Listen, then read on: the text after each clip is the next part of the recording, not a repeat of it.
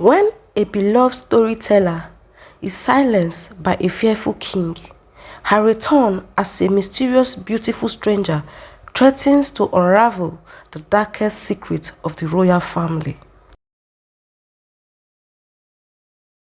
Once upon a time, in a particular village, there lived an old woman named Ngozi. Ngozi was beloved by all the children of the village for her sweet songs and enchanting stories.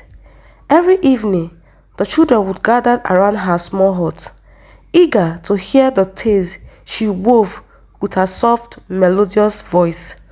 Her stories were filled with magic and wonder, and her songs seemed to carry the spirit of the land itself.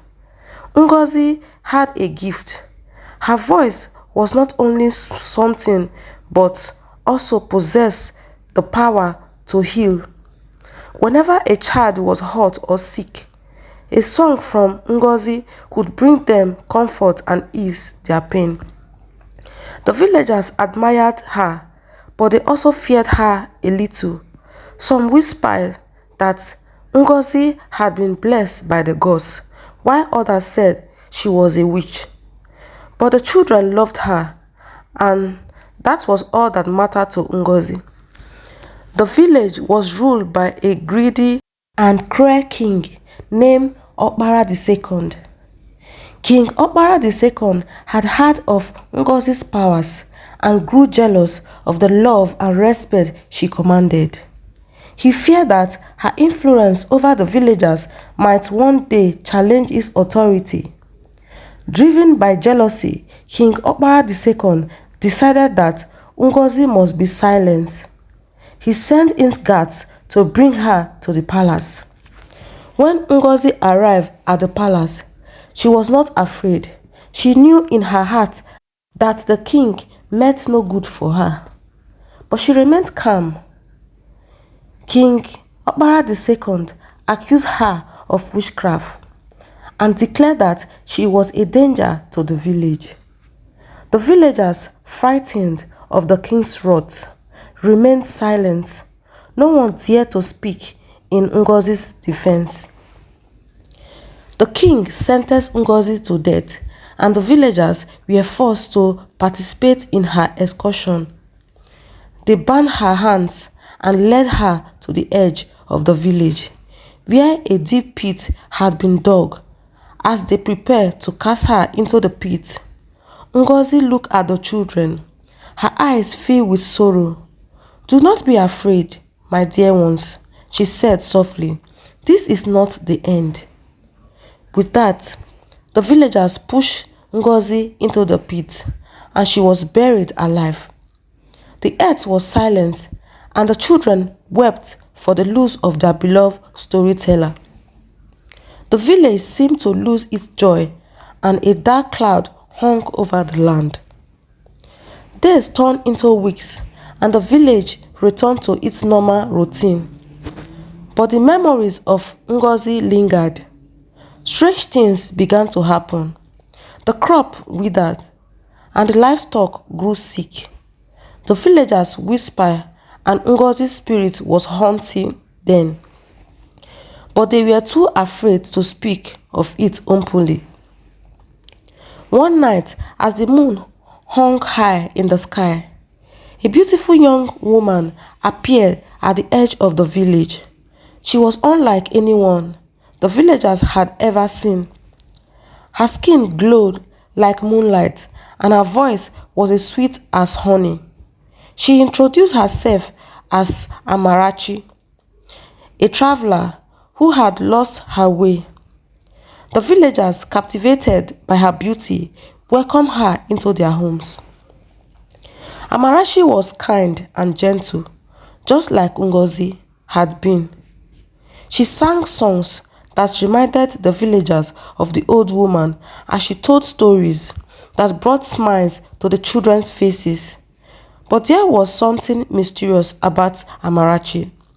She always seemed to be watching the king's palace, her eyes filled with a strange fire. It wasn't long before words of Amarachi reached Prince Ikemefuna, the son of King Okpara II.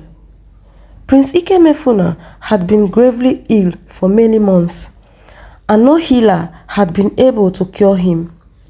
When he heard of the beautiful woman who had come to the village, he demanded that she be brought to the palace to sing for him. Amarachi was brought before the prince, and as soon as she began to sing, a strange feeling came over him. Her voice was both soothing and unsettling, as if it carried a hidden power. Prince Ikemefuna felt his strength returning, but he was also filled with an overwhelming sense of guilt and fear. As the days passed, Amarachi continued to visit the prince, and his health improved. But the more time he spent with her, the more he was haunted by nightmares. In his dreams, he saw an old woman with sad eyes and heard the cries of children. The prince could not shake the feelings that something terrible was about to happen. One night, as Amarachi was leaving the palace, Prince Ikemefuna followed her. He watched as she walked to the edge of the village and stood before the pit where Ngozi had been buried. To his honor, Amarachi began to change. Her beautiful form melted away, and her place stood the old woman, Ngozi. Ngozi, Prince Ikemefuna gasped, falling to his knees.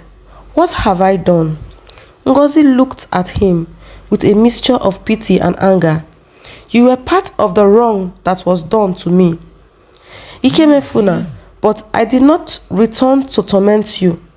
I returned to heal what was broken."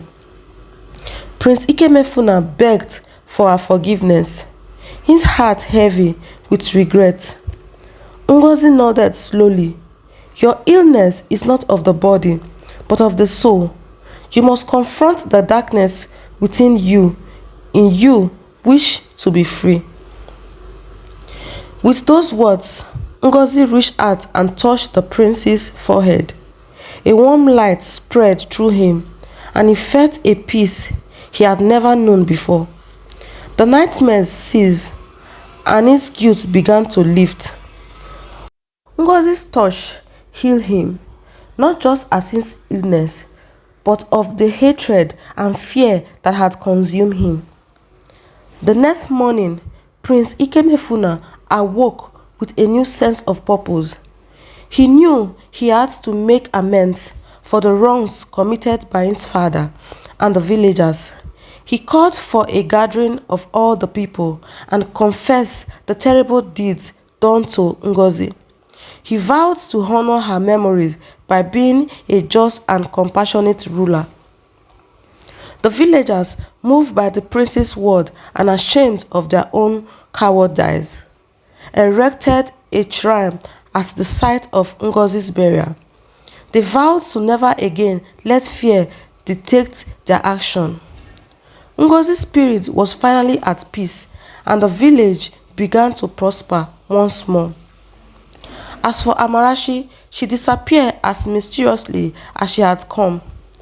But the villagers knew that she was Ngozi, reborn to bring healing and hope to their troubled hearts. The children continued to tell her stories and sing her songs, passing them down from generation to generation. And so, Ngozi's legacy lived on, not as a tale of revenge, but as a story of forgiveness, healing, and power. The village, once shrouded in darkness, was filled with light once more, and the people learned the true meaning of compassion. Years passed, and the story of Ngozi became legend in the village. The shrine that the villagers had built in her honor became a place of pilgrimage, not just for the villagers, but for people from distant land. They came to pay their respect to the old woman, who had shown such great kindness and wisdom even in the face of betrayal and death. Prince Ikemefuna, now King Okpara the Great, ruled with fairness and compassion. He often visited the shrine to reflect on the lessons he had learned from Ngozi. Under his rule, the village grew prosper and the people were content. They never forgot the price of their past mistakes and worked hard to live in harmony with one another. The children of the village who had once gathered around Ngozi's hut were now grown with children of their own. They told their little ones of the kind old woman who had loved them so dearly and the beautiful lady who had come to heal their prince. The stories of Ngozi and Amarachi became a part of the village identity, a reminder that even in darkest of times, there was hope and the possibility of redemption. One day, an elderly woman arrived in the village. She was frail and worn from her travel, but there was a light in her eyes that caught the attention of the villagers. She asked to be taken to the shrine of Ngozi, and the villagers, sensing something special about her, obliged as she knelt before the shrine. The villagers noticed that she was singing softly. Her voice, though aged, carried the same soothing, melodious quality that they had heard in Ngozi's songs. It was as if Ngozi herself had returned. The villagers gathered around her, listening intently to the song that seemed to carry the wisdom of the ages. When the woman finished singing, she turned to the villagers and smiled. "I have come to tell you one last story," she said, her voice full of warmth and love. "It is a story of forgiveness, of healing, and of the power lies within each of us to make the world a better place." She began to tell a tale that the villagers had never heard before. A story of a kingdom far away where a great queen ruled and kindness and justice. The queen, like Ngozi, had the power to heal with her voice, and she used it to bring peace and prosperity to her people. But the queen's greatest gift was not her healing powers, it was her ability to forgive those who had wronged her and to teach them the value of love and compassion. As the woman spoke, the villagers were captivated to her words. They felt as if they were being transported to another world, a world where goodness and mercy reigned. When she finished the story, the villagers were silent, overcome an emotion. The woman stood slowly, her movements gentle and deliberate. "Remember this story and carry it on your hearts," she said softly, "for it is in the stories we tell and the songs we sing that we find the strength to forgive, to heal, and to love." With those words, the woman turned and began to walk away. The villagers, still in awe, watched her go, but something held them back from following. It was as if they knew that this was a moment meant to be savored in silence. As the woman disappeared into the distance, the villagers realized that she had left behind a sense of peace that filled their hearts. They knew deep down that they had been visited by someone special, someone who carried the spirit of Ngozi with her. The village continued to thrive, and the lesson of Ngozi and the mysterious woman became a cornerstone of their lives. The villagers made sure that the story were passed down to each new generation, along with the value of kindness, forgiveness, and the power of love. King Okpara the Great, now in his later years, often spoke of that day to his advisors and the people. He reminded them that the greatest ruler were those who led with compassion and understanding. His reign became known as the Golden Age, a time of peace and prosperity that was remembered. And so, the story of Ngozi, the old woman who loved to sing and tell stories to children, live on.